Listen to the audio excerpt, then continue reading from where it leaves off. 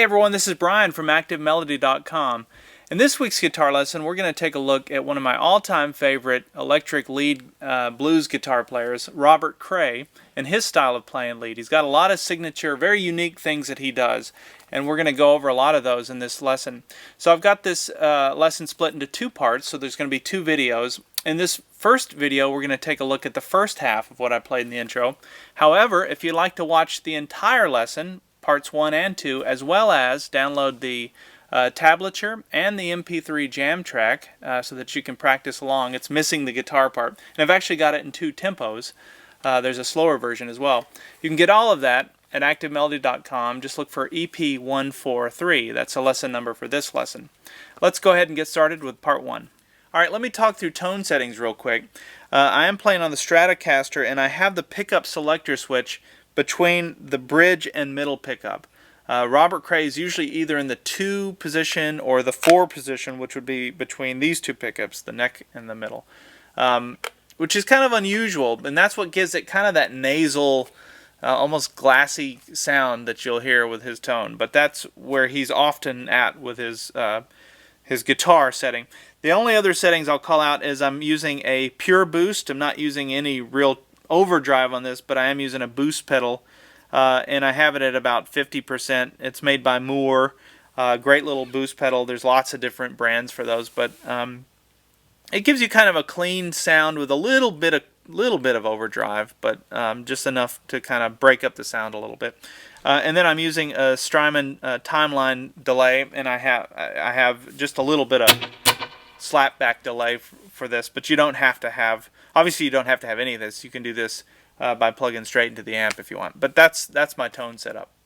All right, let's talk through the structure of this song first, and then we'll get into all the specific lead notes and the scales that are used and everything.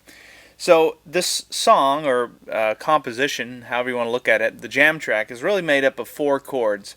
And it's in the key of A. So most of the lead stuff we're going to be playing will be in the A minor pentatonic scale. There are a few notes that will be in the major pentatonic scale, but I'll call those out as we get to them.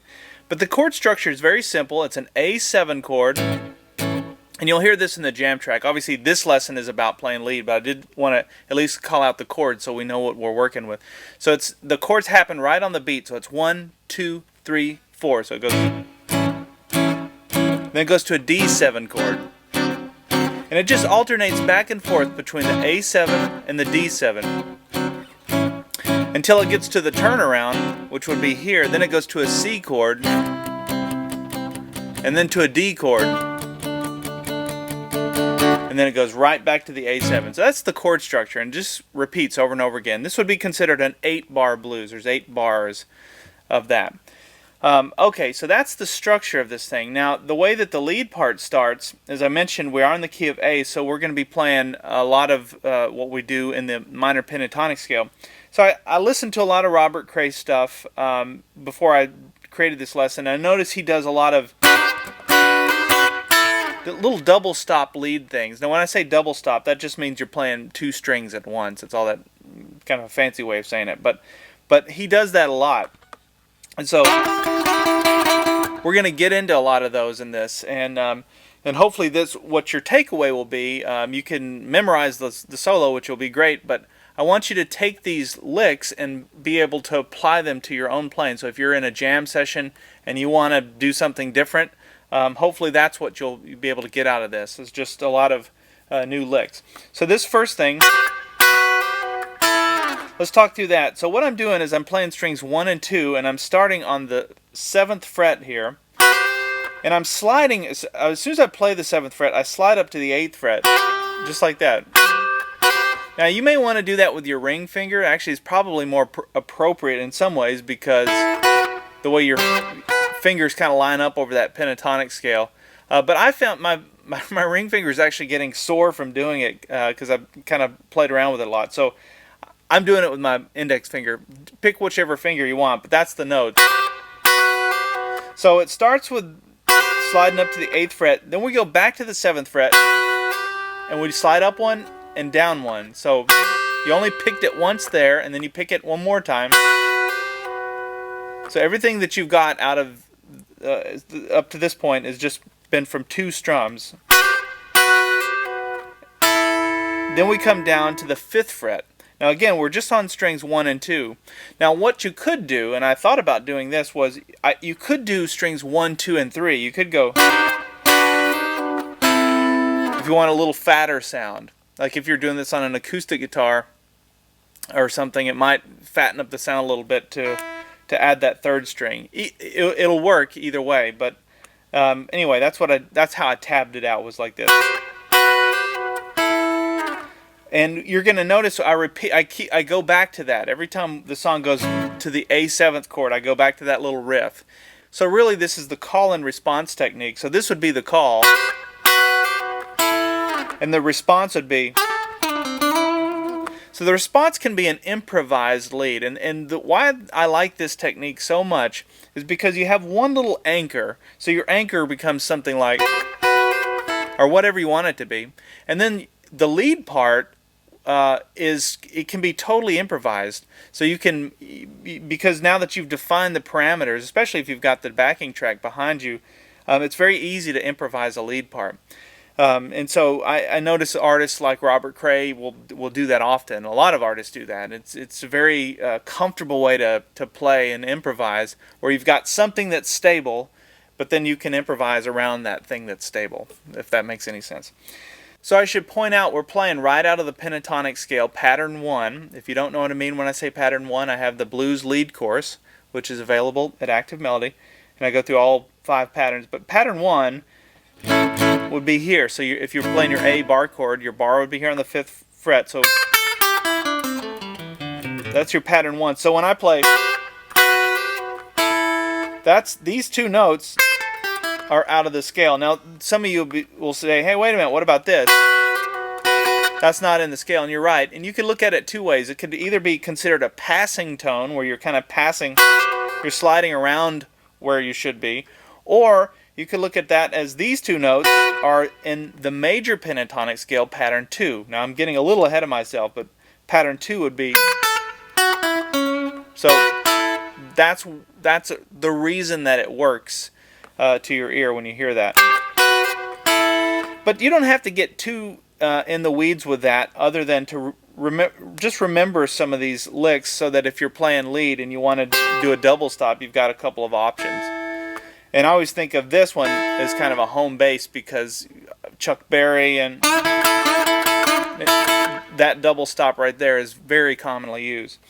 Okay, so that's the setting up the A part. Now when we get to the little lead part that happens over the D7th, this part, let's talk through where that is.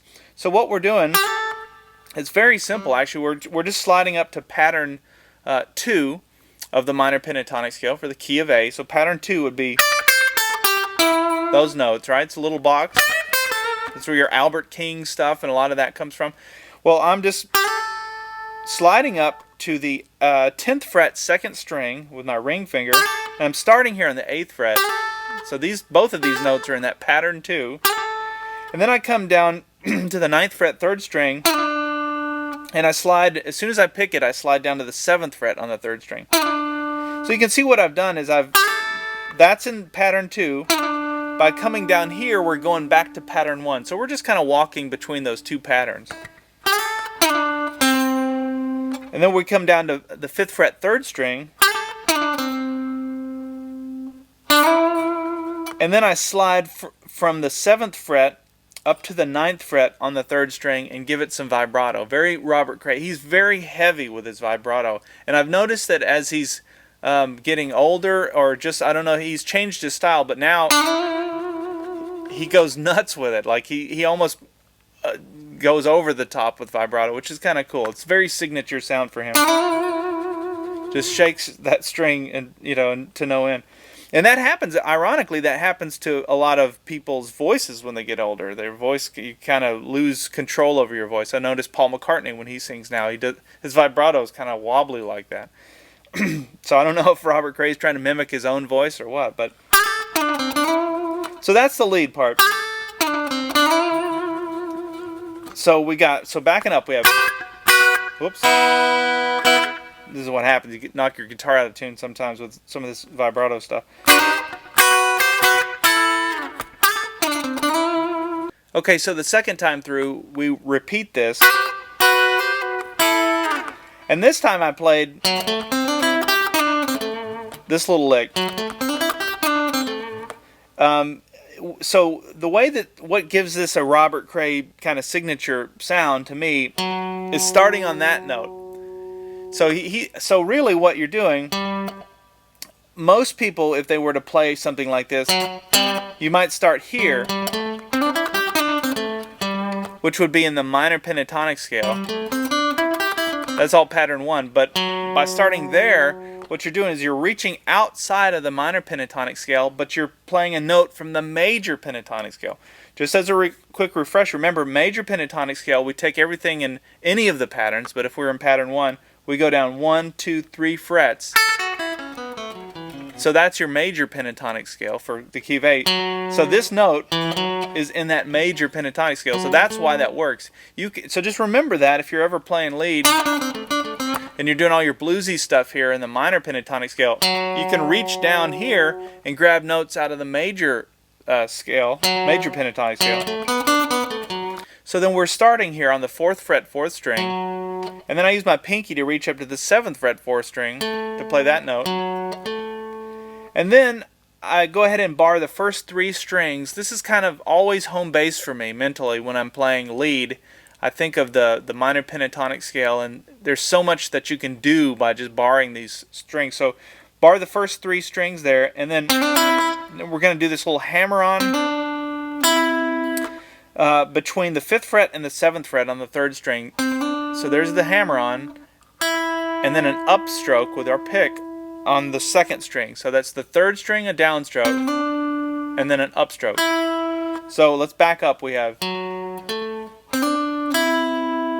and the timing of that will make sense actually as we finish the lick. So then I come up to the 8th fret, 2nd string, and I use my pinky for that. And then I take my ring finger and come down to the 8th fret, 3rd string, and do a quick kind of a slur to get down to the 7th fret, 3rd string. Just a quick slide.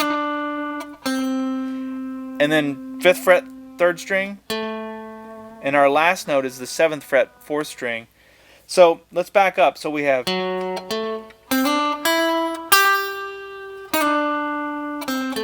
now when we do that slide down, just remember this note is in the blues scale. The blues scale is exactly the same as the minor pentatonic scale. It's just got this one extra note. So think, there it is again. And the reason that note's in there is you can hear that. So anyway, that's the blues scale. All right, so there's the lick. Let me do it slowly. Remember just that lick, just that one phrase. You can apply that if you want to. Take another song or another jam track and see how you can work that lick in. Same with the first one. Okay, let's back up. We have,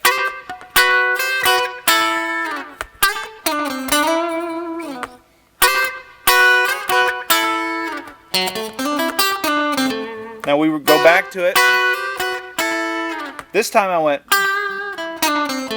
so let's, that note, look at where it is. It's minor pentatonic scale, pattern 1. There it is. So we're on the 8th fret, 2nd string, then down to the 5th fret, 2nd string. Now there's that little slur again where we're going to go playing that blue note, 8th fret, 3rd string, slide it down to the 7th fret. 5th fret, 3rd string, 7th fret, 4th string. Those notes you should recognize from the previous lick. So we have, now from here I played, now this is where the song would go to the C chord and up to the D chord. So starting right here. So that's the first thing we're going to learn, a little Chuck Berry thing. So it starts here on, I start by barring the first 2 strings on the 5th fret. Again, that's that sort of home bass region. And then I take my ring finger on the 3rd string, 7th fret, do a full bend, then play the 2nd string and the 1st string behind this bar here on the 5th fret. So we have, and then I'm down to the 8th fret, 2nd string with my ring finger. You can see that's all out of pattern 1. And then while I let that note ring out, I put my ring finger, or my middle finger rather, on the 7th fret 3rd string, and I do a bend and release, and then I come down to the 5th fret 3rd string. Let's back up and cover that again. So we have, this is a kind of an Allman Brothers kind of thing. It's almost got a little bit more of a country sound. And you hear a lot of artists do that, but I associate that with Dickie Betts. Okay, so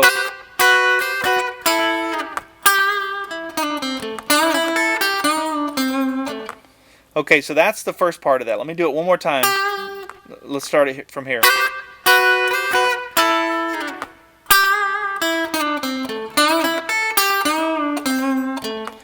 And then I went, so that's just a quick little hammer on, and I got that right out of the Robert Cray playbook.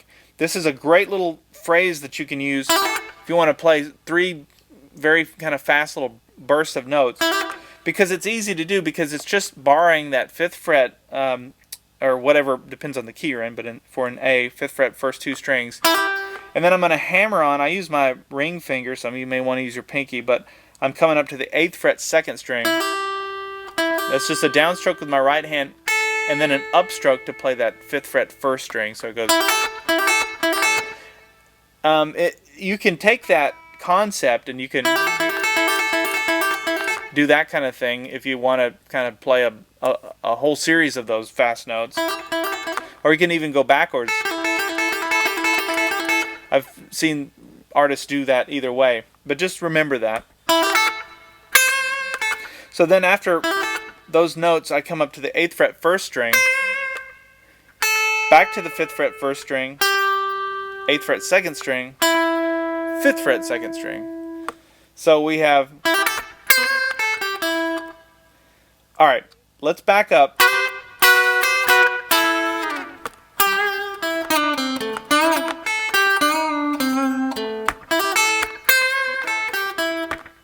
And that's where we are.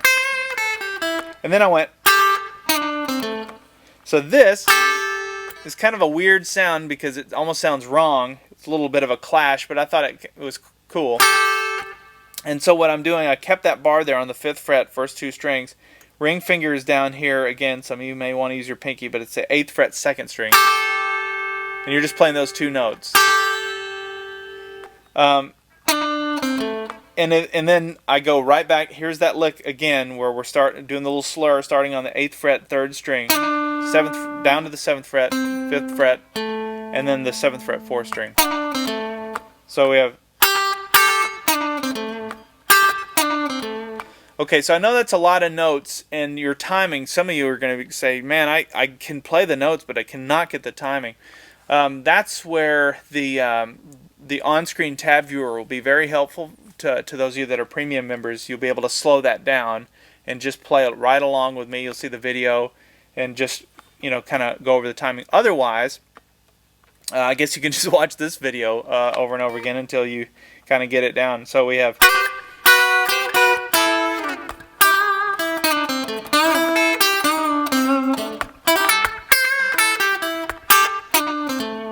That's what it should sound like. Okay. This string does not want to stay in tune. Alright, so let me back up and I'll play through everything up to this point. We'll play through it slowly, and you can use this as a reference too. So here we go. 1, 2, 3, 4.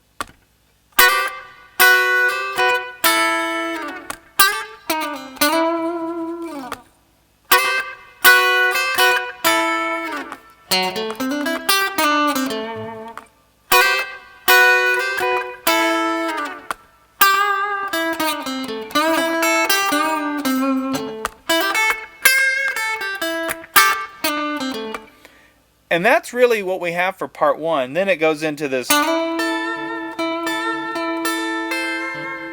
other kind of little more signature sound for Robert Cray.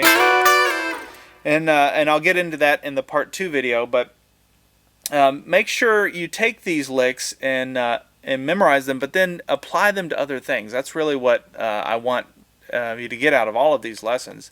Is it's one thing to memorize somebody else's stuff, but it's another thing to take that and internalize it and then use it in your own it really becomes part of your vocabulary when you play. And so hopefully that's what you're getting out of these lessons, is even if you just pick up one little thing, even if it's just that first lick, you know, whatever it is that you take away from, that's a value add. So all right, that's what we have for part 1. I will see you in part 2.